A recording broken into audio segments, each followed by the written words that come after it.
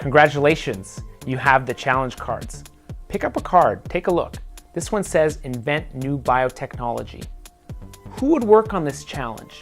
Think about all the different occupations and work related to this, not just the white coat scientists working in a lab. There are tons of people in human resources, in graphic design, in sales, marketing that are working on this challenge. I invite you to be creative when you think about how someone could contribute to this challenge. Step number 1, sort the cards into 3 piles. The cards you're not interested in, the ones you are interested in, and the ones you're very interested in. Step 2, take a look at your very interested pile.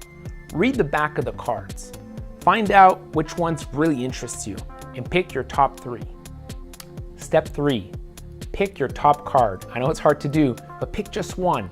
Think about why you chose it and be prepared to share that with someone. Step 4, find a partner. It could be another student, your parent, a teacher. Tell them why you picked that challenge and how you'd like to contribute to it. Step 5, take a picture of your card, your top challenge, the front and the back, and share it on social media. Find out if you know anyone who's working on that challenge or who knows someone who's working on that challenge that could help you learn more. Step 6, find someone working on this challenge.